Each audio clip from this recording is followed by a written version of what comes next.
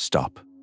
The Arcturian field observers have already logged a breach in your perimeter, and the window to seal it is narrowing. This is not a message you found.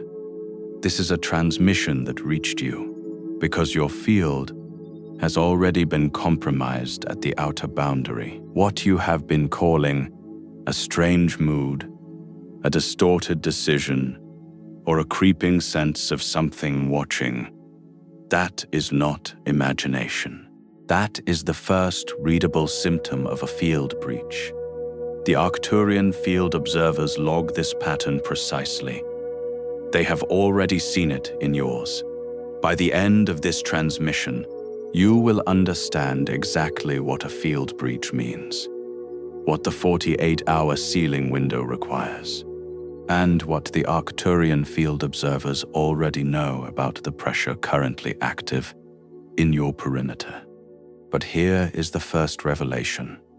What you have been dismissing as emotional interference, mental fog, or inexplicable unease is not random, and it is not yours. It entered from outside. It crossed your outer boundary. It has not yet anchored, but it is no longer fully outside either. That is the breach, and the Sentinels have already flagged it. The algorithm did not create this timing. It only delivered it. Your field brought you here because the 48-hour window is already counting. Like this transmission, if you know something has already started pressing against your field. Comment 111 if this reached you at the exact right moment.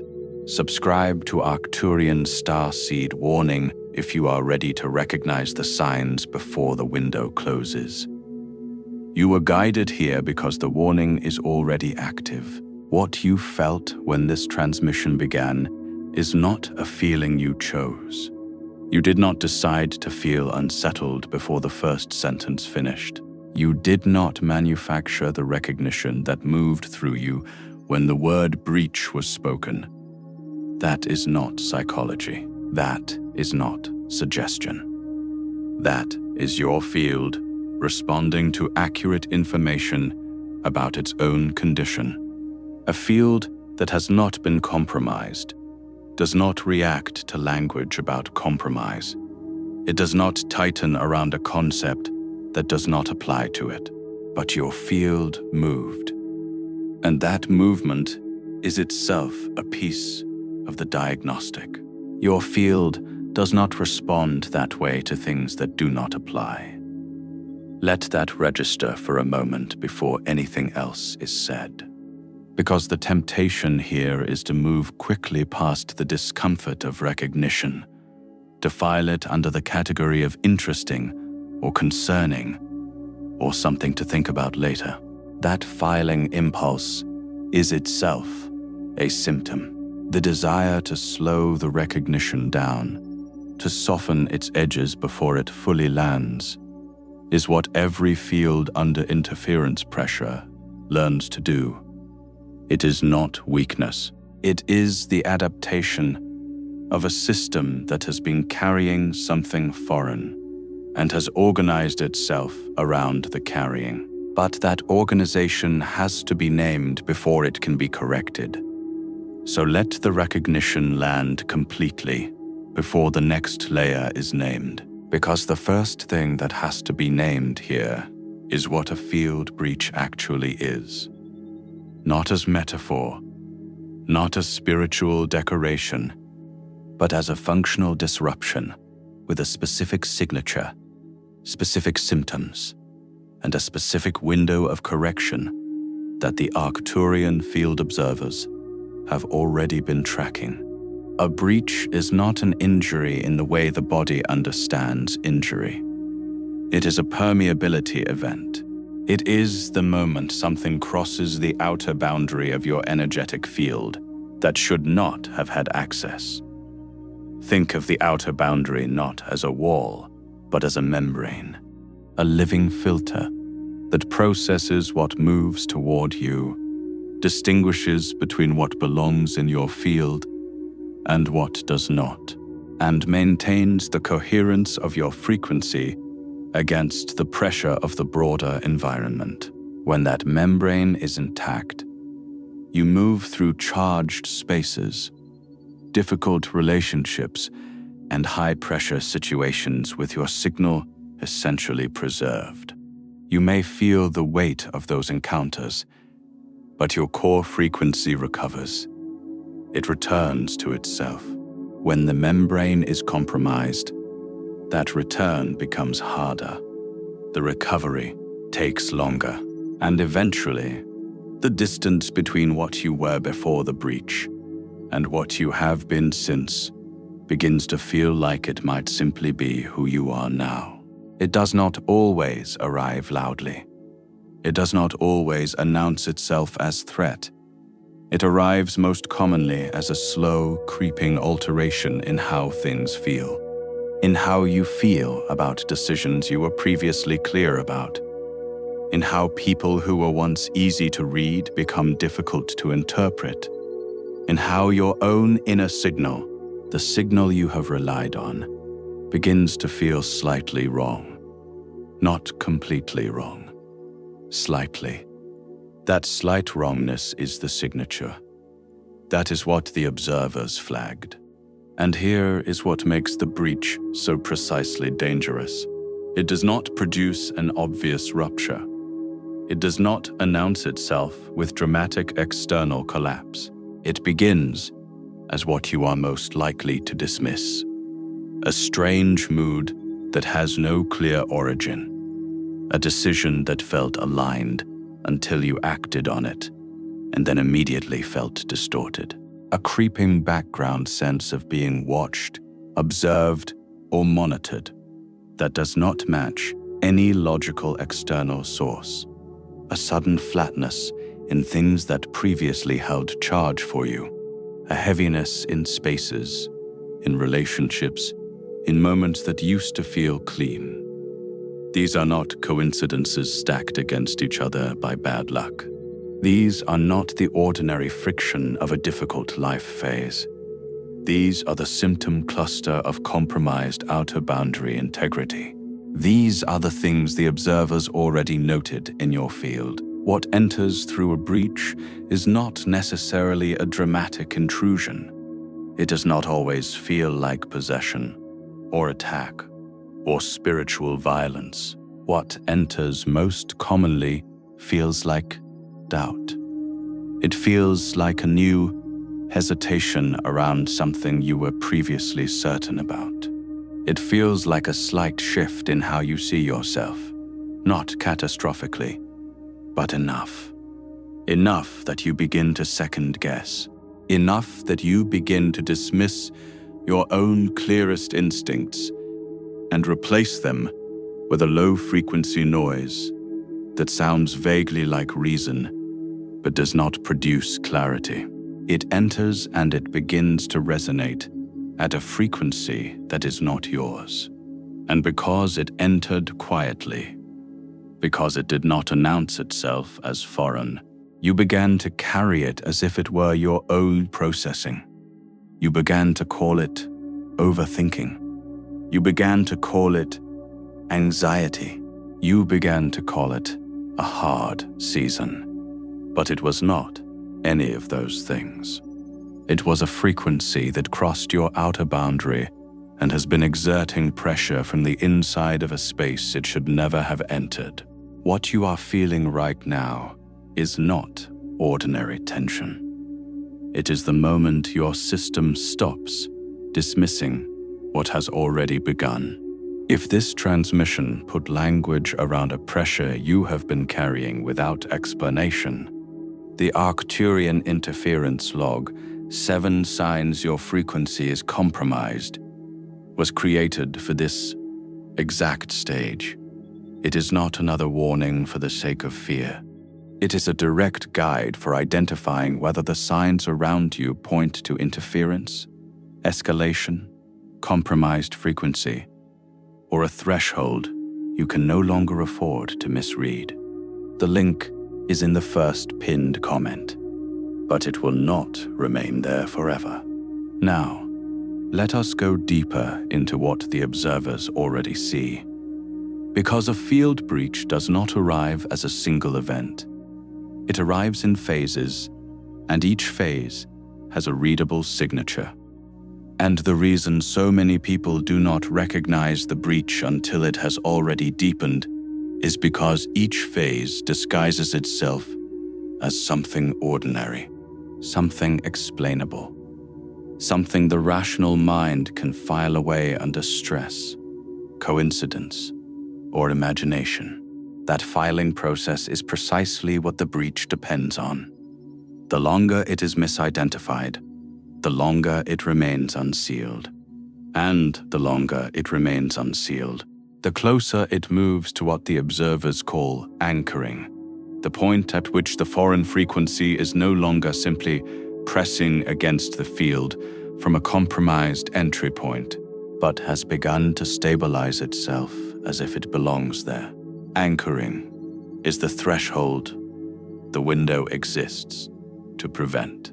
Everything the observers are watching in your field right now is being measured against how far that process has progressed and how much of the window remains. The first phase is what the observers call pre-signal distortion. This is the earliest readable marker.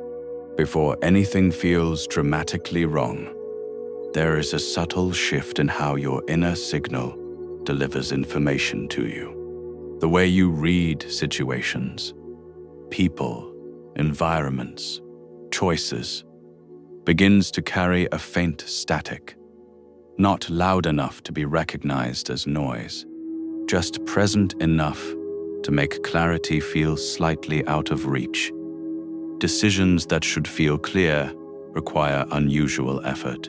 Intuitions that usually arrive with a quiet certainty begin to feel questioned from within, as if something is sitting between the signal and your reception of it, adding interference at the point of transmission rather than at the point of origin. You begin to wonder whether your instincts are reliable, not because they have failed you with evidence, but because something is interfering with the frequency at which they transmit. Pre-signal distortion is almost never recognized for what it is in the moment. It is called self-doubt. It is called caution. It is called maturity or wisdom. But what it actually represents is a field receiving compromised signal because the outer boundary that filters incoming frequencies is no longer fully intact. The breach allowed interference to press inward. The interference reached the signal layer, and the result is what you have been experiencing as confusion in places that used to feel clear. You have been trying to think your way through distortion that is not cognitive, and thinking harder through a compromised signal does not restore the signal. It only deepens the exhaustion. The second phase is what can be called the cluster effect. This is where the signs stop being singular and begin to arrive in patterns. You notice that pressure, disruption, or strangeness does not appear in isolated incidents, but in clusters, as if multiple areas of your life have begun to destabilize at the same time, without an obvious shared cause. A relationship becomes difficult in the same week. A project meets inexplicable resistance. An unexpected financial disruption appears in the same period that your sleep patterns shatter, and your energy collapses in ways rest alone does not repair. These clustered disruptions are not the universe attacking multiple targets simultaneously. They are the outer expression of a single interior condition. The compromised boundary that allowed the breach is the same boundary that was also maintaining energetic stability across the rest of the field. When the outer perimeter is compromised, the distortion does not stay in one location. It distributes. It moves through the field the way a crack moves through a structure under load, not staying at the original fracture point, but traveling along the lines of existing stress. And what you observe as unrelated disruptions across different life areas is actually the distributed pressure from a single breach point. This is why people experiencing a compromised field often describe the feeling of their life becoming suddenly unmanageable in ways that seem disproportionate to any single cause. Because there is no single outer cause. The cause is interior. It is the breach.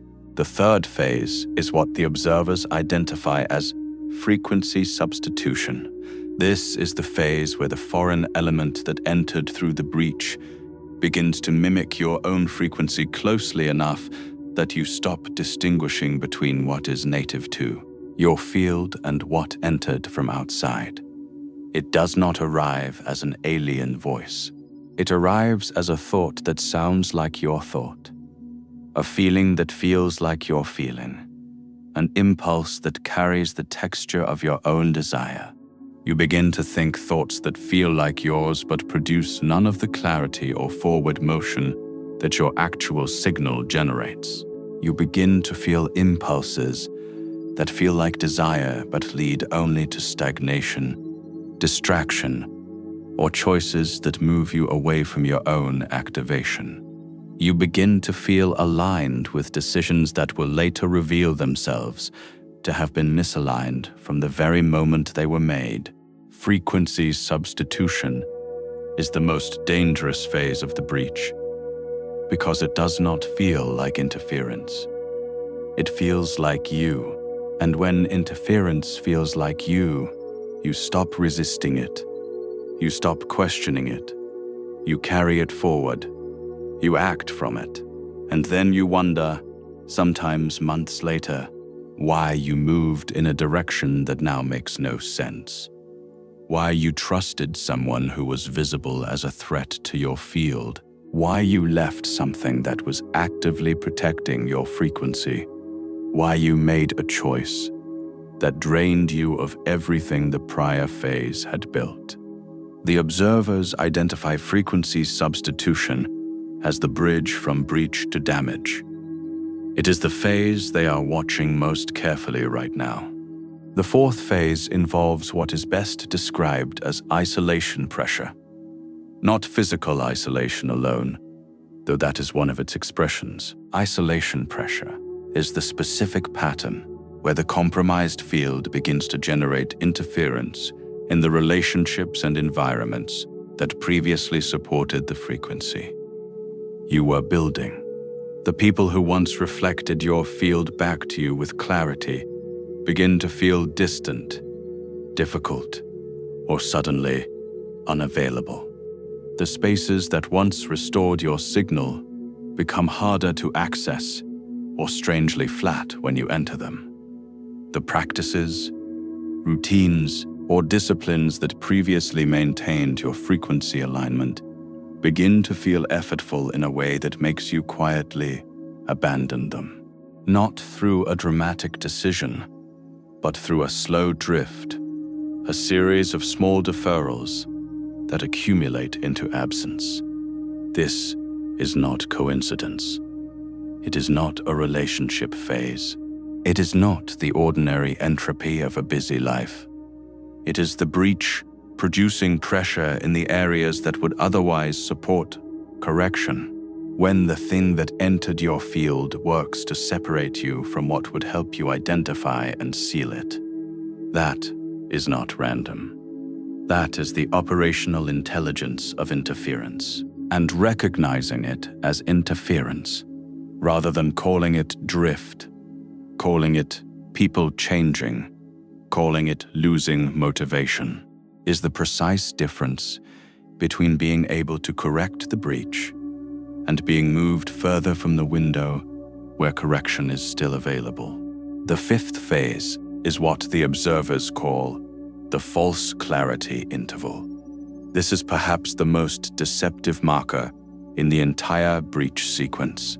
Before escalation intensifies, before the pressure builds to a level that becomes undeniable, there is often a brief period of unusual quiet.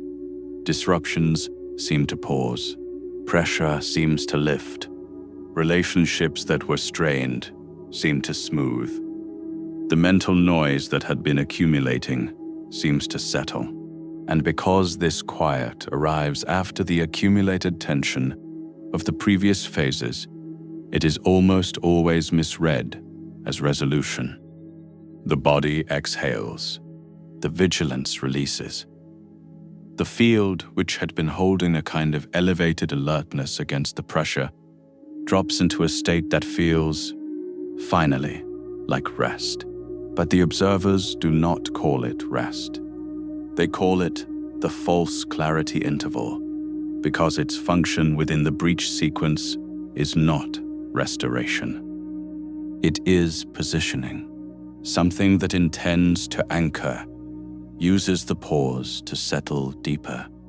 The nervous system releases its guardedness. The field lowers its alert threshold, and into that opening, the foreign frequency moves with less resistance than it encountered at any earlier stage. The false clarity interval is the last readable warning before the breach moves from the phase of pressure into the phase of structural change. Almost no one inside it recognizes it as warning, because it feels like the absence of warning, because it feels, finally, like relief. The sixth phase is escalation through visible rupture. This is the phase where what was operating beneath the surface of ordinary life begins to express itself through events that can no longer be explained away. Relationships break in ways that feel sudden from the outside, but are actually the terminal expression of months of invisible compromise. Opportunities that were within reach collapse in the final moment, for reasons that make no rational sense. The body begins to express what the field has been carrying, through unusual fatigue, through disrupted systems, through recurring physical sensations that have no clean medical origin and do not resolve with ordinary rest or care. Decisions made from frequency substitution begin to reveal their misalignment through concrete outcomes. People and situations that were never truly safe begin to show their actual nature once the field can no longer maintain the coherence that was holding those masks in place. Visible rupture is not the beginning of the crisis. It is the end of the invisible phase of it. By the time rupture is visible, the breach has already been active long enough to have moved through all preceding phases. This is why the window matters. This is why the observers flagged your field before the visible rupture phase, not after. Because the window to seal is not inside the rupture. It is in the phases before it fully arrives, and you are still in those phases. What you are being shown in this moment is not meant to generate fear. Fear contracts the field and makes sealing harder. What this is meant to generate is specific alertness, the kind that does not collapse into panic, but that also cannot return to the comfort of dismissal, the kind that looks at the cluster of signs in your recent weeks, at the distortion in places that used to feel clear, at the strange pressure around specific relationships or decisions, at the false quiet that may have arrived and felt like relief, and recognizes that these signs have structure. They have sequence. They correspond to a progression that the observers have already mapped in your field. They were never random noise. They were the progressive phases of a field condition that was already underway before you had language for it. And now you have language for it. That language is not comfort. It is orientation. And orientation inside a warning window is the most functional thing a field can have. The Arcturian field observers do not simply detect and document. They detect and alert. The alert only reaches those for whom the window is still open, because alerting a field that has already moved through anchoring into structural change serves a different purpose than alerting a field that can still be sealed. Your field was brought here because you are in the window, not past it, in it. The difference between those two positions is not small. A field that is past the window requires a different kind of intervention, a deeper reconstruction, a longer arc of recovery. A field that is still inside the window can be sealed with the right recognition, the right pressure, in the right direction, applied before the foreign frequency completes its stabilization. You are in the window, and that is why this transmission reached you now. Repeat this aloud if you feel the truth of it moving through you. I recognize the warning before the rupture. Say it once, not as performance, as acknowledgement, because the moment your field speaks accurate information about its own condition out loud, something shifts in the signal. The foreign frequency that has been operating beneath the level of your conscious identification loses a degree of its camouflage. Recognition interrupts the mimicry. It cannot hold the same coherence in a field that has named it as separate. It does not disappear in that moment. Sealing requires more than a single statement, but recognition itself is the first act of correction. The observers note the moment a field stops dismissing what it already knows. That moment changes the trajectory. You were not watching this by accident. You were not brought here by an algorithm at random.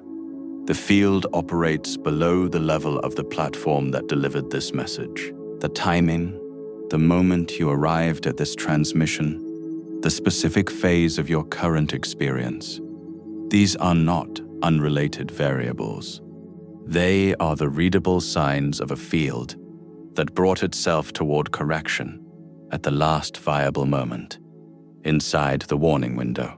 Fields that have moved past the point of self-correction do not seek transmissions like this. 1.